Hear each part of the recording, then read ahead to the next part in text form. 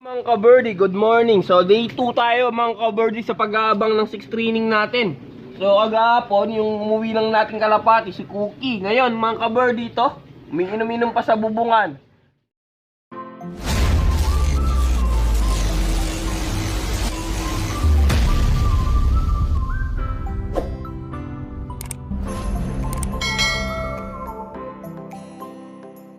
Maligayang pagbabalik mga ka-birdie dito sa Bamboo Pigeon Loft TV. Mga ka-birdie, kung napanood niya sa intro natin, meron na naman tayong pauwi. So day 2 natin mga ka-birdie sa pag-aabang ng mga kalapati natin, Karig B2 at saka ni Jackson. So tara mga ka-birdie, samahan niyo ko.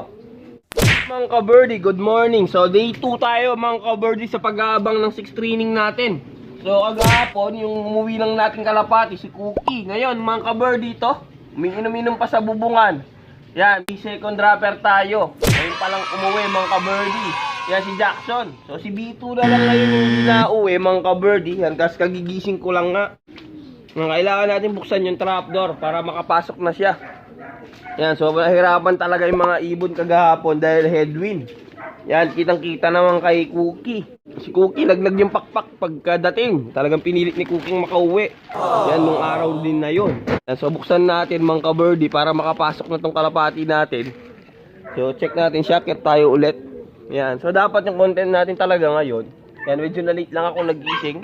Yan, pagka-upo ko doon sa ilalim, habang nagkakape, may nakita akong dumaan. So sure ball na pala siya to, mga ka-birdie nang galing dito. Yan, oh, sa maliwanag na parte.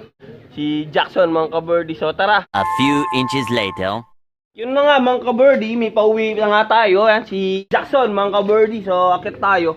Yan, halos kapapasok niya lang. So mukhang lingaw-ngaw pa yung kalapati natin dahil nga nahirapan sa karera talaga. So kung nakikita nyo, ito siya ngayon. Mamaya check natin yan. So tingnan din natin yung kalapati natin sa loob ng loft na medyo maambon-ambon. Maya na natin tignan si Jackson para makapagpahinga siya. Then bigyan natin ng pansalubong electrolytes. Bigyan na din natin ng reload para makapag-recover siya. Sakaya na naman mamaya mga ka-birdie. Tiyak na mahihirapan na naman yung ibon natin. Nakauwi pa yung ibon natin na si Jackson, kaso yung si B2 wala pa. Nakakalungkot na balita mga ka-birdie. Pero maaga pa naman, meron pa tayong chance para umuwi yung ibon natin. Yan, base dito mga ka-birdie, check ko na naman sa mga droppings ng ibon ko. Yan, okay naman. Buo naman yung mga droppings nila. Yan, maganda naman mga ka-birdie. So ito, kahapon pa naghihintay ito eh, yung pares niya, yung nanay niya mga ka-birdie, si APR. Wala pa nga si B2. So nakakita ko, nagtataka ako, wala pa si B2 dahil nga muntikan niya nang matapos yung training ng nakaraan. Yan, pa-proper na siya, nagkaroon lang siya ng PMB. So napakalapit lang ng Pangasinan para hindi siya makauwi. Wala tayong magagawa mga ka-birdie. Ganun talaga yung karera, minsan talaga may mabibigla ka na lang, may mawawala. So dapat kailangan natin tangkapin kung mawawala yung ibon natin o hindi na makakabalik. Pero maaga pa naman mga ka-birdie para sabihin yon. Meron pa hanggang mamayang hapon kahit na masama yung panahon, medyo umuulan kaya medyo pumasok ako. Uuwi at uuwi yan basta mga ka-birdie. Walang ibang nasa isip yan, uuwi yan kayo. Yan lang ang tandaan nyo. Kundi siya na disgrasya. Yan, tulad nito, meron tayong magandang example. Itong si Jackson, nakauwi siya. Inuwian pa rin tayo kahit na masama yung panahon. Yan, kahit na halatang hirap siya. Yung pagdating niya, hindi pa niya alam kung saan siya papasok. Kung di ko ni-stick mga ka-birdie, hindi makakapasok. So tingnan natin tong si ano. Yan, kung nakapag-recover na. So tanggalin na natin itong partition para makapaglabing-labing sila. Wow. Dalawa ng pares niya. So ganun ginagawa ko, tinatanggal ko tong partition mga ka-birdie pagka umaga na. So inabalik ko lang pagkagabi. Yan, parang mamiss niya ng tuluyan itong si Potpot. Kung naririnig nyo, naulan na nga. Yan o. Oh no. Yan. So tuloy-tuloy yung masama na panahon. So sana maging maganda yung mga pauwi natin. Lahat tayo mga ka-birdie, lahat ng mga kalapatids natin dyan. Sana okay lang mga ibon nyo. Yan, base dito mga ka-birdie, droppings ni Potpot at saka ni ano. Yan, itong si Cookies okay naman. Buo naman mga ka-birdie. So sign na kondisyon yung ibon natin. Yan o. Ang ganda ng ipot niya, droppings niya. Buo din mga ka-birdie. So sana ganyan din yung mga sa inyo mga ka-birdie para kondisyon din. Yan, so base dito mga ka-birdie, yung content natin kasama sa pag-aabang natin. Check natin yung pangangatawan nila mga ka-birdie. So let's go. At ito mga ka-birdie, kukunin natin sana yung mga pang-recover. Nandito tayo sa loob ng first loft. So biglang bumulusok naman yung malakas na ulan. Yan o. Yan mga ka-birdie. So hindi tayo makalabas. Nandun yung mga ano natin, gamot natin. Then tatawagin natin sana si Luke Golbunak para mahawakan yung camera. Yan, para makita nyo na subukan yung mga ibon natin, ang mga pan-recover natin. Kaso umulan mga kabirdie, di tayo makalabas. So yan, hintayin muna tayong tumila bago tayo lumabas. Yan, so yan natin muna yung mga ibon natin. Yan, medyo konting kwentuhan lang muna tayo. Yan, nagpumult na nga to, oh. Yan. So ito mga kabirdie, sasakay na naman mamaya. Yan. So panibago na naman na balakid sa mga ibon natin yung tag-ulan na yan. Yan, so wala tayong magagawa. So kailangan nating may training, di tayo pwedeng mag-skip. Yan, so ang lakas ng ulan. Hindi ko alam kung naririnig nyo pa ako nito, pero lalakasan ko yung boss ko para mas lalas nyo pa ako madinig. Ayan mga kabirdie, kailangan makondisyon natin yung mga kalapati natin. So lalong lalo na si yung bagong dumating dito. Yan si Jackson, may tarampal naman yan, hindi siya mauulanan. Yan si Jackson, as kararating pa niya, may chance pa siya makapag-recover hanggang mamaya mga kabirdie. So kargaan na lang natin ng maraming pagkain. Yan, recover na lang natin ng mabuti para makauwi pa siya bukas. If ever na makauwi pa si B2 hanggang mamayang 9 mga kabirdie, pwede siyang may sakay. Pero pag umuwi siya ng hapon mga kabirdie, hindi na natin siya sasakay. Gagawin natin, papahinga na natin siya. Yan. So parang iwawala na lang natin kung isasakay pa natin. So mahirap nang i-recover, napakaikling panahon. So ngayon, okay na okay yung ginawa ni Jackson, nakauwi siya. Pwede natin siyang mapagpahinga mga kabirdie. Yan, medyo siya makapag-recover. Yan ng isang araw. Yan, mga kabirdie. So tara mga kabirdie.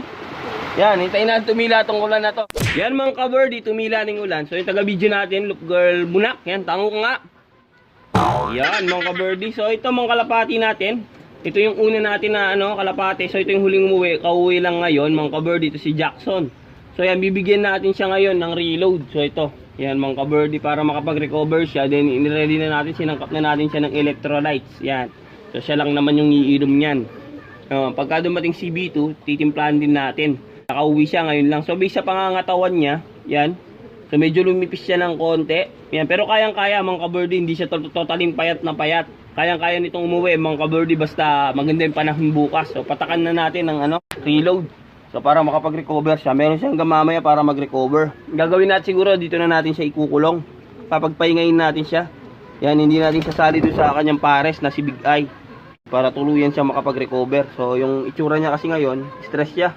So bigyan na natin ng 3 patak to. Ayan mga kabirdie. So ikulong natin muna sa pansabantala dito. So tanggalin natin yung ibon dyan na isa.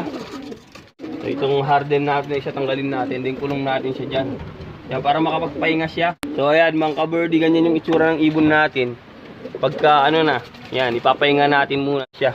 So sigurado mga iniinom nito, mga tubig ulan lang. Yan, kung nakikita nyo kanina, yung pagkadating niya, sinisimot-simot niya yung tubig ng ulan sa yero. Yan, kailangan makapagpahinga to. Then pagkadating nila, bukas mga kabirdie, kung may basketing mamaya, yan, kailangan maano natin to, antibacterial mga kabirdie. Kailangan natin bigyan ulit ng Apoxtin. So di natin alam yung mga nainom ng ibon natin. So inom ka na, Jackson. So yan, magpahinga siya muna dyan mga kabirdie. Then tutukan natin muna tong ibon natin na isa.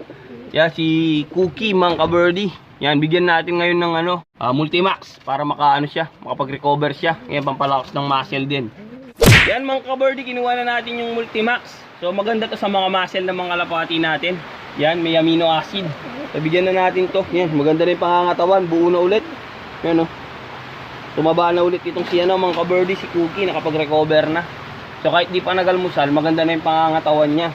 Yan, so bigyan na natin ng Multimax. Then pakainin na natin itong isa dito. Yan si Jackson 5 mga birdie, di pa kasi kumain yan.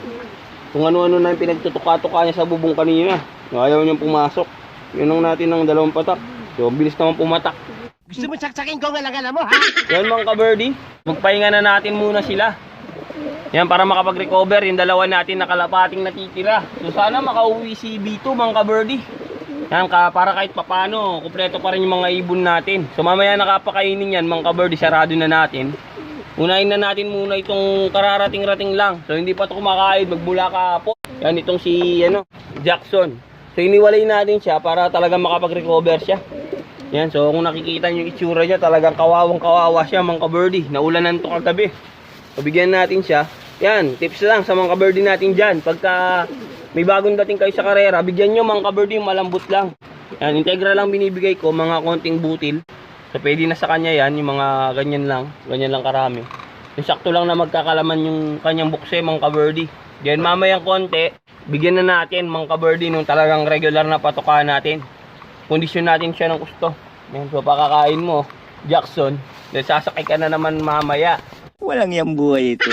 So yan mga ka-birdie, hanggang dito na lang ulit yung video natin. So salamat sa pag-aabang sa ibon natin. So yan, ginugulo pa siya. Yan, salamat sa pag-aabang sa mga ibon natin. So ang gugulo talaga ng mga to. Yan, so gutom na din. Mamaya pa yung pagkain nyo. Yan. So yan mga ka-birdie, like, share, subscribe. So pagka dumating si Bito, papakita ko pa rin sa inyo mga ka-birdie. So yun na, ingat.